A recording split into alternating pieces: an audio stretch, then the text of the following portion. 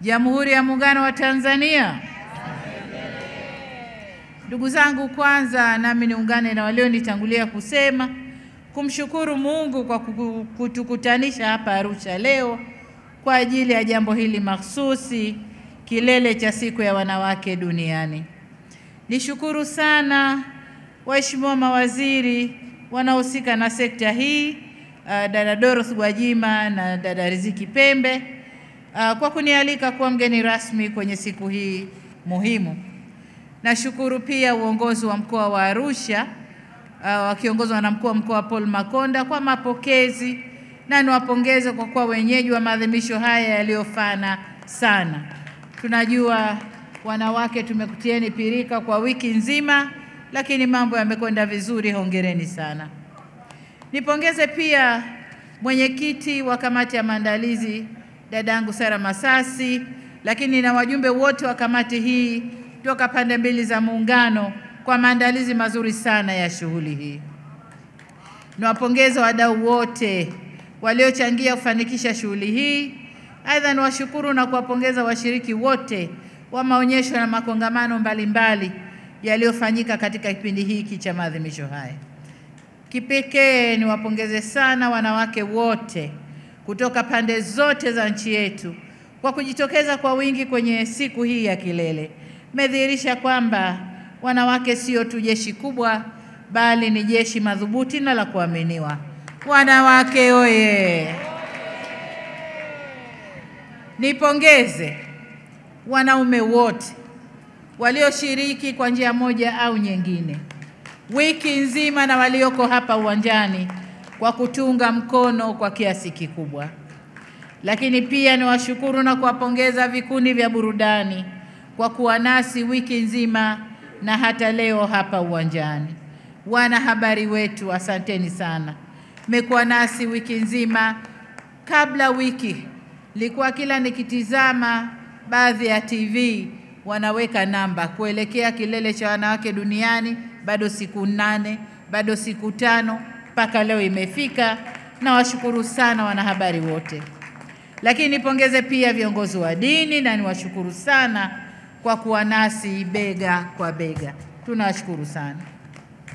Ndugu zangu, niungane na maneno aliyotuambia Baba Askofu Isaac Amani kwamba harakati za ukombozi wa mwanamke duniani zilianza muda mrefu sana, na ametupa historia nzuri hapa, na tunakushukuru kwa elimu uliyotupa leo.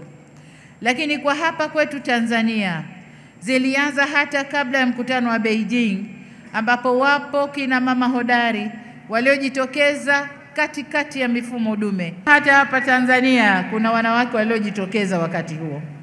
Wengi wa kina mama zetu hao leo hii hawapo nasi kushuhudia hatua mbalimbali zilizofikiwa katika ukombozi wa mwanamke na mtoto wa kike. Kwa heshima ya kina mama hao shupavu waliotangulia mbele za haki na wale walio hai, tunatambua mchango wao mkubwa, na naomba kwa pamoja tuwapigie makofi. Ndugu zangu, kabla sijaendelea, nimekuja na salamu kutoka kwa Makamu wa Rais wa Jamhuri ya Muungano wa Tanzania, Waziri Mkuu na Naibu Waziri Mkuu. Wote wamesema, mama, unakwenda kwenye kilele, tunatamani kukusindikiza, ni siku yenu, tumeshafanya sehemu zetu, wapelekee salamu wanawake wote wa Tanzania. Kwa hiyo wanawasalimia sana. Mwaka huu tunaadhimisha siku ya mwanamke duniani, ikiwa sio tu miaka 30 tangu kutolewa kwa tamko la Umoja wa Mataifa kule Beijing lililoweka misingi ya utekelezaji wa haki kwa mwanamke na mtoto wa kike, bali pia tukitimiza miaka 10 ya uwepo wa maendeleo au malengo ya maendeleo endelevu na miaka 5 ya jukwaa la kizazi chenye usawa. Hivyo hii ni fursa ya kutathmini mafanikio tuliyoyapata. Hatua zaidi zinapaswa kuchukuliwa ili kuhakikisha kwamba kila msichana na mwanamke hapa nchini anapata nafasi ya kufikia ndoto zake. Ni vyema tungane pamoja katika kuhakikisha kwamba mabadiliko tunayohitaji yanapatikana. Ndugu zangu, binafsi nilibahatika kushiriki mkutano ule na nilivutiwa sana kusikia kwa wakati ule kwa mkutano huo wa kihistoria unaongozwa na mwanamama shupavu kutoka Tanzania, Balozi Gertrude Mongella. Kupitia uongozi wake, Tanzania ilitoa mchango stahiki na kuwasha mwenge wa matumaini ulioleta mageuzi makubwa kwenye haki za wanawake na mtoto wa kike kote ulimwenguni. Tunampongeza sana tena sana kwa mchango wake mkubwa ule. Leo hii miaka 30 baadaye, pamoja na matamko mengine ya kimataifa, nafurahi kusema kwamba hatua mbalimbali za kisera na kisheria zimechukuliwa na zinaendelea kuchukuliwa katika kupambana na mila kandamizi na ubaguzi kwa mwanamke na mtoto wa kike. Watanzania wake kwa waume waliunga mkono maamuzi na hatua mbalimbali za kumwezesha mwanamke katika kipindi chote hicho, hali iliyowezesha nchi yetu kupiga hatua kubwa katika usawa wa kijinsia. Kauli mbiu ya maadhimisho haya ina mnasaba mkubwa sana na matamko yale ya kimataifa.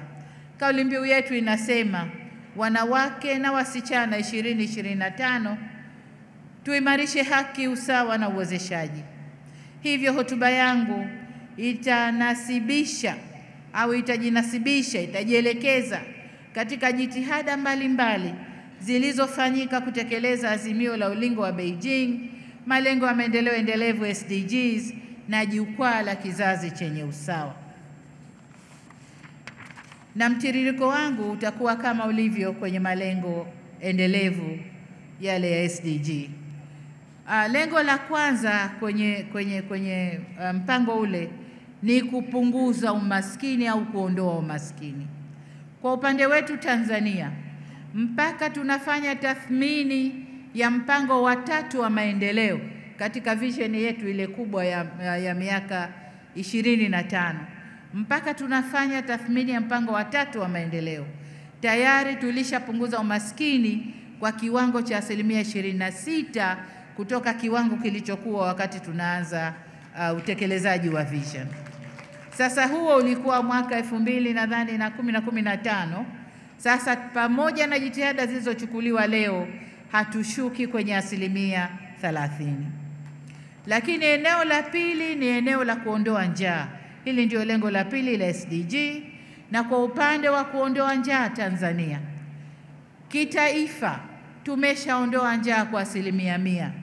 Na katika lengo la kujitegemea kwa chakula, Tanzania tunajitegemea kwa chakula kwa 128%. Sasa kilichobaki ni mtu mmoja mmoja na jitihada zake kuhakikisha kwamba habaki na njaa au halali na njaa.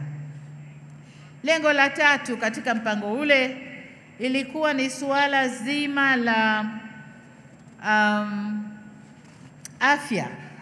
Na kwa upande wa suala la afya, ndugu zangu, kwa upande wa afya tumepiga hatua kubwa sana, hasa kwenye maendeleo ya miundombinu. Nyinyi mnatambua kwamba serikali yenu imejitahidi kujenga miundombinu ya afya nchi nzima katika kila ngazi, kuanzia zahanati, hospitali za kata, hospitali za wilaya, hospitali za mikoa na hospitali za rufaa. Lakini sio tu kujenga miundombinu, pamoja na miundombinu au vifaa vya matibabu na vifaa vingine vinavyotakiwa. Lakini lililoambatana na hilo ni suala zima la kukuza ujuzi na utaalamu. Amesema hapa Paul kwamba katika maonyesho yaliyofanywa hapa, wataalamu wetu wameweza kujua mtoto aliye tumboni ana tatizo la moyo. Wameweza kujua, zamani haikuwa hivyo. Tanzania hii sasa tunafanya matibabu mengi ambayo zamani tulikuwa tukipeleka nje. Kwa hiyo kwa upande wa afya nalo tumepiga hatua kubwa sana. Lakini nikizungumza mahsusi kwa upande wa wanawake, tumeweza kupunguza vifo vya wanawake wakati wa kujifungua. Wakati tunakwenda Beijing, vifo vya wanawake wa Tanzania wakati wa kujifungua ilikuwa vifo 1500 kwa vizazi hai 100,000. Leo tunapozungumza ni 104 kwa vizazi hai 100,000. Lakini vile vile tumeweza kupunguza vifo vya watoto kwa kiasi kikubwa, na hii kazi inaendelea. Lengo la wanawake kutokufa wakati wakijifungua kimataifa kinachokubalika ni wanawake 70 kwa mwaka mzima wakati wa kujifungua. Sasa sisi tuko 104 na lengo hili litimie mwaka 2030. Nina hakika tunakwenda kufikia malengo ya kimataifa. Kwa upande wa sekta, lengo la 4 ni sekta ya elimu, na kwa upande wa sekta ya elimu nadhani nisizungumze mambo mengi sana. Wote tunajua kazi kubwa tulioifanya katika sekta ya elimu, kwamba ilikuwa ni kawaida kwa familia kutoa upendeleo kwa mtoto wa kiume dhidi ya mtoto wa kike kwenda shule. Lakini kutokana na kazi kubwa iliyofanywa na serikali kujenga miundombinu na marekebisho kadhaa tuliyoyafanya, sasa idadi ya wanafunzi mashuleni inakwenda sawa kwa sawa. Ule usawa wa kijinsia tumekwenda kuupata. Lakini katika mazingira maalum, usajili uliofanywa miaka hii, hasa mwaka huu, tumekuta watoto wa kike wako wengi kidogo zaidi kuliko watoto wa kiume, na hiyo ni kwa ngazi zote, msingi na sekondari. Kwa hiyo kwenye elimu tumeshafanya vizuri. Uwasili wa watoto wa kike ndani ya shule ni 51% kama population yetu au idadi ya watu inavyotuambia. Kwa upande mwingine, kwenye elimu ya vyuo vya ufundi vilipokea wanafunzi 130,886, lakini wanawake ikiwa ni 58.87, na vyuo vya ufundi na ufundi stadi vilipokea wanafunzi 191,994, wanawake wakiwa 77.19. Sasa zile kazi zilizokuwa si za wanawake zinakwenda kufanywa na wote, kwa sababu vyuo hivi vinakwenda kufundisha stadi zote, na wanawake nao wanakwenda kujifunza katika stadi hizo. Na katika maonyesho tumeona TANESCO alikopita hapa, wanamama wamefunga mikanda, wako juu ya nguzo, wanaunga umeme. Kwa hiyo sasa usawa wa kijinsia kwenye eneo hilo limepatikana. Lakini vile vile katika ngazi ya vyuo vikuu mwaka huu 2024 kulikuwa na jumla ya wanafunzi 334,854, wanawake wakiwa 44.95, karibu 45%. Tunakwenda kwenye 50-50, na huku ndio kulikuwa kugumu sana watoto wa kike kutoboa kuingia vyuo vikuu. Sasa tuko 45%, tunakwenda kwenye 50-50. Ongezeko hili linachagizwa na uwekezaji mkubwa uliofanyika katika ngazi za shule msingi, sekondari, na pia matokeo ya uwekezaji mkubwa kwenye mikopo ya wanafunzi wa elimu ya juu, ikiwemo ongezeko la bajeti ya mikopo ya elimu ya juu, ambapo imekuwa kutoka shilingi bilioni 450 mwaka 2021, na sasa mikopo yetu kwa elimu ya juu ni bilioni 787 kwa mwaka huu tunaoendelea nao, ambapo sasa mikopo hiyo inatolewa hadi katika program za diploma kwa maeneo maalum. Vile vile katika kuchochea wanafunzi kuchagua masomo ya sayansi, serikali imeanzisha ufadhili wa 100% kwa watoto wote wanaochukua masomo ya sayansi, watoto wote. Hii inaitwa Samia Scholarship kwa vijana wetu wanaofaulu masomo ya sayansi. Lakini katika jitihada za kipekee tunajenga shule maalumu za wasichana kwa masomo ya sayansi, na shule hizi zimeshajengwa. Kila mkoa kuna shule moja ya wasichana kwa masomo ya sayansi. Hii nayo inatupeleka kwenye safari yetu ya kuondoa kutokuwiana kwenye mambo ya sayansi na masomo au kazi za aina hiyo baina ya wanawake na wanaume. Ndugu zangu, goal namba 5 ni swala la usawa wa kijinsia, ambao hili nalo kwa Tanzania tumepiga hatua kubwa kwenye swala hili. tukiangalia hali ilivyokuwa huko nyuma katika taasisi za kufanya maamuzi, kwenye siasa, kwenye serikali, hata private sector, hali haikuwa ya kuridhisha sana. Lakini sasa tunaona asilimia ya wabunge ndani ya bunge letu na baraza la wawakilishi haipungui asilimia 33. Hapo ndio kuanza kwenda juu. Lakini vivyo hivyo madiwani ina kota maalumu ya madiwani ukilinganisha na idadi ya wanaume walokuwepo. Kuna namba kisheria madiwani lazima wafikie idadi hiyo. Lakini mawaziri nao tunajitahidi kuweka wengi mawaziri, makatibu wakuu na wengine wanawake katika ngazi mbalimbali za kufanya maamuzi. Lakini katika sekta binafsi na kwenyewe nako wameunga mkono jitihada hizi. Kuna program maalum za kusomesha wanawake ili waweze kuingia kwenye mabodi yanayoendesha mashirika, lakini pia waweze kuwa mameneja wa makampuni na waweze kufanya maamuzi katika sekta binafsi. Kwa hili nalo kwa Tanzania tumekwenda nalo vizuri sana. Nilikuwa naelekea kwenye lengo la 6, nalo ni maji safi na usafi wa mazingira. Kwa upande wa maji safi, ndugu zangu, tumepiga hatua kubwa. Ilani ya uchaguzi ilituelekeza kwamba kwa vijijini tuende asilimia 85 na kwa mijini tuende asilimia 95. Mpaka Disemba mwaka jana, vijijini kwa average, kwa wastani, tunakaribia asilimia 80 na mijini tuko kwenye asilimia 90. Lakini kuna miradi zaidi ya 1000 iko maeneo mbalimbali nchi nzima ambayo ikikamilika tunakwenda kufika asilimia zile tulizotumwa au kupita asilimia zile tulizotumwa kwenye ilani ya chama. Na kesho tukijaliwa nitakuwa pale Same Mwanga kuzindua mradi mkubwa wa maji utakao kwenda kutoa maji kwenye maeneo kadhaa. Lengo la 7 la maendeleo endelevu ni swala zima la nishati. Swala la nishati Tanzania nako tumepiga hatua kubwa. Tulikuwa tunafaidi umeme zaidi mijini kuliko vijijini. Sasa serikali imeweza kusambaza umeme vijiji vyote 12,300, lakini pia tunaelekea kwenye vitongoji. Tunapozungumza vitongoji kadhaa tayari vimeshawekewa umeme na kazi inaendelea. Lakini sio nishati tu, tumesema nishati safi.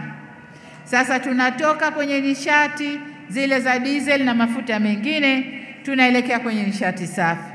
Na kwenye nishati safi tumefanya kazi nzuri ya kujenga bwawa linalotupa megawatts 2115, lakini pamoja na bwawa hilo kuna mabwawa mengine madogo madogo kama 6 hivi ambayo na yenyewe yanatoa umeme katika maeneo mbalimbali ndani ya Tanzania. Lakini pia Mungu ametubariki na gesi, bado tunaendelea kutengeneza umeme kutokana na gesi. Lakini nishati safi hii tuna mpango maalum kama Tanzania, na kwa kuwa Tanzania ni msimamizi wa mpango huu kwa Afrika, nishati safi ya kupikia ni ajenda yetu na tunaisimamia Afrika kwenye ajenda hii. Kwa hiyo ndugu zangu, kwenye umeme pia nako Tanzania kama ilivyoelekezwa na maendeleo endelevu, malengo ya maendeleo endelevu, tumefanya kazi kubwa. Lakini lengo la 8 kwenye kule ni kazi za staha na ukuaji wa uchumi.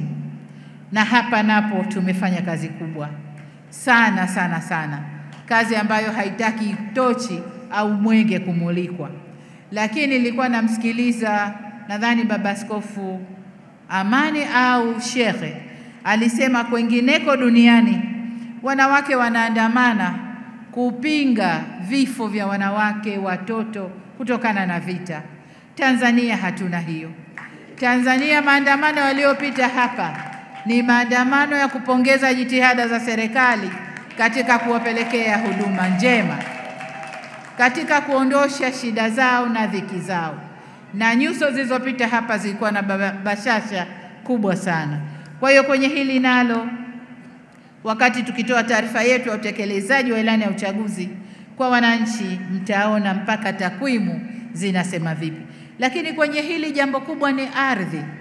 Huko nyuma tunakotoka, ilikuwa si rahisi kwa mwanamke kumiliki ardhi, kufanya kazi zake katika ardhi yake mwenyewe.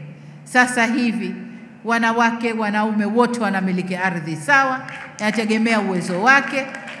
Lakini pia tunaendelea na lile suala la mjane akiachwa na mumewe kurithishwa ardhi. Hili nalo wamelifanya ni kwamba jambo lisilowezekana mpaka karibuni. Kisheria tunaendelea nalo na tutafanikiwa kurithisha wanawake ardhi zinazoachwa na waume zao ili waweze kuendeleza maisha yao na watoto wao. Lakini jambo jingine, lengo la 9 katika mtiririko ule wa malengo endelevu ya dunia ni ubunifu na miundombinu. Na kwa upande huu Tanzania nasi tumefanya vizuri.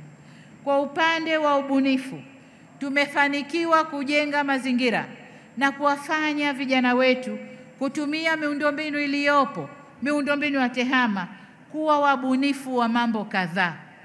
Sasa hivi kuna kitu tunaita startups au biashara zinazoanza, biashara ndogo ndogo za vijana wetu. Nyingi mno wanabuni mambo mbalimbali yanayowasaidia kufanya biashara na kuendesha maisha yao. Lakini katika eneo hili kuna fursa pia katika maeneo ya utamaduni, sanaa na michezo. Imesemwa hapa, tumeweza kwa kiasi kikubwa kukuza sekta hii, utamaduni, sanaa na michezo, na vijana wetu kike kwa kiume wamepata ajira katika sekta hiyo. Lakini jengine, biashara ndogo ndogo, SMEs. Mmewaona kina mama wakipita hapa. Kina mama wamepita hapa wakiwa wana furaha kwa sababu tumeweza kutengeneza mazingira, na wametumia mazingira yale, wametumia fursa zile kutengeneza biashara zao, ubunifu wao, na kuwa na biashara ndogo ndogo. Kwa upande wa miundombinu, na lenyewe halitaki tochi.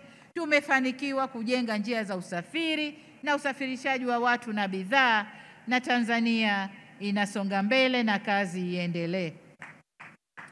Lengo la 10, mkumbuke kwamba mpango ule una malengo 17. Sasa nakwenda moja baada ya moja. Lengo la 10 la mpango ule ni kupunguza kutokuwa sawa baina ya wanawake na wanaume. Na hapa nishukuru sana viongozi wa dini, wamezungumza vizuri. Kwa nini wanaume wajifanye waungu wa wanawake? Kwa nini wanawake wawe watumwa wa wanaume? Wamezungumza vizuri, na kupitia marekebisho ya sera, sheria na jitihada mbalimbali tunazozichukua za kukuza uchumi, tumeweza kwa kiasi kikubwa kupunguza tatizo hili la kutokuwa sawa baina ya wanawake na wanaume. Kwa hakika hapa nataka niweke msisitizo. Kuna mambo ambayo mpaka dunia itakwisha, wanawake na wanaume hatutakuwa sawa. Mimi kama mwanamke, Mungu amenipa kazi ya kubeba mtoto tumboni kwangu na kumtoa kwenye mwili wangu, kazi ambayo mwanamume hutaifanya hata siku moja. Hata maendeleo gani ya sayansi yafanyike, hutaifanya. Lakini la pili, mwanamume umepewa jukumu la kuniwekea mbegu ili nibebe hiyo mimba na nimlee huyo mtoto tumboni kwangu, kazi ambayo mimi kama mwanamke sitaifanya, hata dunia ishe sitaifanya.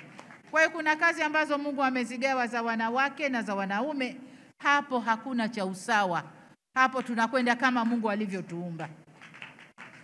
Lakini mengine, nadhani maonyesho yameonyesha hapa kwamba mengi ya mengine ya kidunia haya tunaweza kuyafanya, tunaweza kusaidiana. Tumeumbwa tusaidiane, kwa hiyo tunakwenda kusaidiana. Lengo la 11 ni miji inayoendelea, miji mizuri inayoendelea. Hili nalo tunajitahidi kuifanya miji yetu iendelee. Tumeanza na tunaendelea. Lakini lengo la 16, nimeruka malengo katikati hapo, ambao Tanzania bado hatujafikia hatua ya kuyafanyia kazi. Kwa nataka niende kwenye lengo la 16, na hili lengo linazungumzia mambo ya usalama na utulivu, haki na kuwa na taasisi madhubuti za utoaji wa haki. Lengo hili Tanzania tumelifanyia kazi vizuri. Usalama na utulivu ndio mila yetu, ndio jadi yetu. Hiyo haiulizwi na tumeendelea kuiweka nchi yetu katika hali hiyo. Lakini suala la upatikanaji wa haki na kuwa na taasisi madhubuti za utoaji wa haki, hili tumelifanyia kazi, na hasa baada ya kuunda Tume ya Haki Jinai ambayo imeleta mapendekezo. Mapendekezo yanaendelea kutekelezwa, na sasa kwa kiasi kikubwa utoaji wa haki umeimarika na haki kwa watu inapatikana. Nataka sasa niende kwenye lengo la mwisho, nalo ni lengo la 17 ambalo linasema kufanya kazi kwa pamoja, partnership. Na hapa imesemwa vizuri. Dada yetu Susan amesema vizuri. Sisi kama serikali ya Jamhuri ya Muungano wa Tanzania na serikali yetu ya Mapinduzi Zanzibar tunafanya kazi vizuri na mashirika ya kimataifa. Umoja wa Mataifa, United Nations, European Union, World Bank, African Development Bank, International Monitoring Fund, mashirika yote ya kimataifa, UNESCO. Juzi mmemwona mama wa UNESCO amekuja hapa, tumezungumza, ameondoka. Mashirika yote ya kimataifa, lakini na watoa fedha kimataifa tunafanya nao kazi vizuri, na ndio imetuwezesha kutekeleza malengo yote haya. Lengo la 7 ni partnership, nalo tunalifanya vizuri. Tunakuza diplomasia yetu Tanzania ili tufanye kazi na ulimwengu, na Tanzania iwe sehemu ya ulimwengu, na tuende na maendeleo ya ulimwengu. Ndugu zangu, baada ya kusema hayo, ufafanuzi wa tulioyafanya, safari yote hii imekwenda kuondosha shida kwa mwanamke, lakini kwa Mtanzania yoyote. Mtanzania, safari hii imekwenda kumwondoshea shida. Sasa baada ya kufanya yote haya, mwaka 2021 taasisi za kimataifa zilikaa na kufanya tathmini ya hali iliyofikia, na wakaona katika baadhi ya maeneo duniani mwelekeo umetoka zaidi kwa watoto wa kike na mwanamke na kuacha nyuma wanaume. Hivyo basi wamekuja na ajenda nyingine ya kizazi chenye usawa. Ajenda hii maana yake ni nini? Ajenda hii maana yake ni kuwajenga sasa watoto wetu, kizazi chetu cha kike na kiume, kuwapa fursa sawa. Baada ya kufanya marekebisho yote hayo, kuwapa fursa sawa, sasa wakuwe pamoja. Sasa kwa upande huo, Tanzania nasi tuliingia kwenye mkutano huo, na kwa bahati ikawapendeza mataifa kutupa eneo la kulisimamia, nalo ni eneo la haki na usawa wa kiuchumi kwa watoto wa kike na watoto wa kiume. Kwa tunasimamia eneo hili kidunia. Kwa hiyo hatushangai kwamba tunaanza nyumbani, wanasema sadaka huanza nyumbani. Kwa tunakuza maendeleo ya usawa wa kiuchumi nyumbani, ili sisi kama champion wakija waone kinachotokea hapa kwetu. Kwa tunakwenda na hilo la kulea haki ya kiuchumi au usawa wa kiuchumi. Lakini niseme katika hilo, ndani ya Tanzania tumeanzisha mifuko kadhaa. Tuna program 75 za uwezeshaji wananchi kiuchumi, ambapo 63 zipo serikalini na 12 ziko kwenye sekta binafsi. Mifuko na program hizo zimewezesha utoaji wa mikopo kwa shughuli za uzalishaji mali thamani ya shilingi trilioni 3 na bilioni 500, ambapo shilingi trilioni 1.7 sawa na 49% ilitolewa kwa wanawake katika maeneo mbalimbali Tanzania. Na ndio maana nikasema maandamano yaliyopita hapa ni maandamano ya shukrani na si vinginevyo.